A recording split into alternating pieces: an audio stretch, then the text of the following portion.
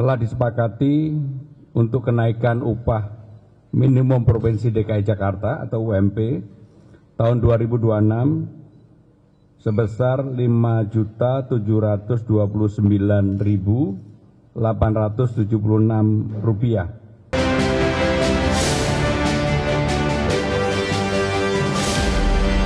Sebelumnya, Gubernur DKI Jakarta Pramono Anung menetapkan UMP DKI Jakarta tahun 2026 naik dari 5,3 juta menjadi 5,7 juta rupiah per bulan. Penetapan kenaikan upah ini dilakukan setelah rapat beberapa kali di Dewan Pengupahan antara buruh dan Pemprov DKI Jakarta.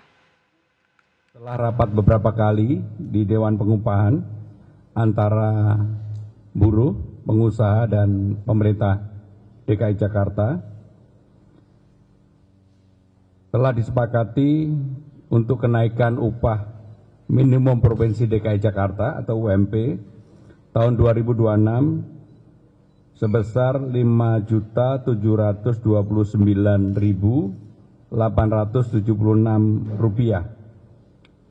UMP sebelumnya sebesar Rp5.396.761, maka kenaikannya sebesar 6,17% atau Rp333.100. Pemirsa, Konfederasi Serikat Pekerja Indonesia akan mengajukan gugatan terhadap penetapan upah minimum Provinsi DKI Jakarta 2026 ke Pengadilan Tata Usaha Negara.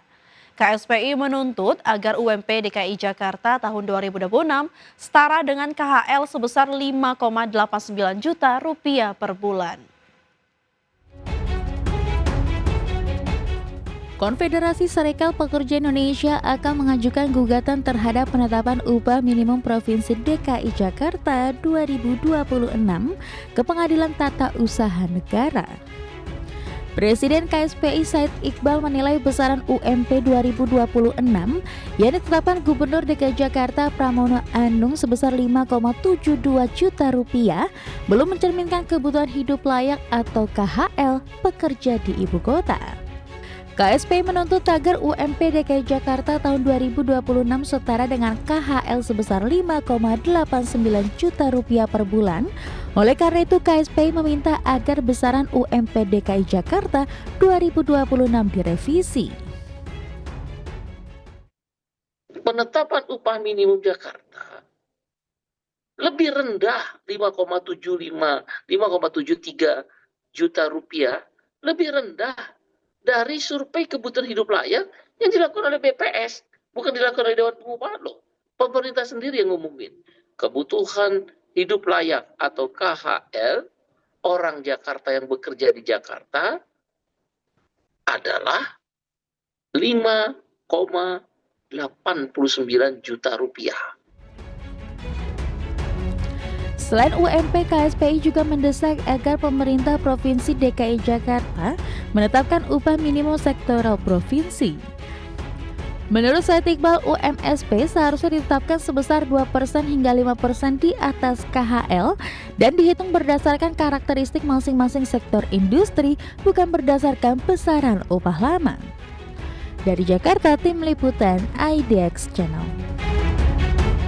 Ya, sementara itu menanggapi adanya protes dari kalangan buruh terkait besaran upah minimum provinsi yang telah ditetapkan, Menteri Koordinator Bidang Perekonomian Erlangga Hartarto memastikan formulasi penetapan UMP tahun 2026 telah mempertimbangkan indikator ekonomi seperti inflasi hingga pertumbuhan ekonomi di setiap daerah. Erlangga menegaskan perhitungan besaran UMP tahun 2026 telah berdasarkan indeks alfa 0,5 hingga 0,9. Hal ini bertujuan agar para pekerja dapat memperoleh upah sesuai kebutuhan dan kenaikan harga sesuai kebutuhan sehari-hari. Pertama, UMP itu kan adalah upah minimum yang besarannya sudah diputuskan, ada formulasinya, yaitu inflasi plus indeks dikali pertumbuhan ekonomi di provinsi atau kabupaten masing-masing. Nah, tentu ini menjadi patokan agar para pekerja itu mendapatkan upah sesuai dengan kebutuhan dan peningkatan daripada harga-harga di masyarakat. Oleh karena itu, karena ini merupakan standar minimal. Nah tentu kami berharap bahwa usaha akan mendorong salary ataupun pengupahan berbasis produktivitas, sehingga nanti itu seiring dengan produktivitas dari PT Pertamina Hulu Energi menegaskan komitmennya dalam memperkuat ketahanan energi nasional melalui pengembangan gas bumi di tengah transisi energi. PHE menekankan pentingnya sinkronisasi antara perencanaan suplai, kepastian permintaan, dan kesiapan infrastruktur untuk mendukung ekosistem gas bumi nasional. PT Pertamina Hulu Energi menegaskan komitmennya dalam memperkuat ketahanan energi nasional melalui pengembangan gas bumi di tengah transisi energi. Menurut Direktur Perencanaan Strategis Portofolio dan Komersial PHE, Edi Karyanto, Pertamina Hulu Energi secara konsisten menjalankan perannya untuk memastikan ketersediaan energi nasional, terutama gas bumi, seiring pertumbuhan kebutuhan energi domestik. Edi memastikan dalam pengembangan gas bumi, PHE menekankan pentingnya sinkronasi antara perencanaan suplai, kepastian permintaan, dan kesiapan infrastruktur untuk mendukung ekosistem gas bumi nasional. Pendekatan ini diharapkan memperkuat keberlanjutan investasi sekaligus menjaga keandalan pasokan energi. Ini melihat bahwa kebutuhan ke depan gas masih cukup dibutuhkan, cukup memberikan prospek, dan tentu juga sejalan dengan asa cita, maka bertumbuh juga investasi gas kita, pengembangan gas kita. Tadi sampaikan baik itu dari eksplorasi tentunya yang semakin naik. Kedepan Pertamina Hulu Energi berkomitmen memperkuat kolaborasi dengan pemerintah dan pemangku kepentingan lain agar pengembangan gas bumi selaras dengan kebijakan energi nasional. Dari Jakarta, Tim Liputan IDX Channel. Kita ke informasi pertama pemirsa, SKK Migas memastikan kebijakan TKDN dalam kegiatan usaha hulu migas menciptakan efek berganda baik di tingkat pusat maupun daerah.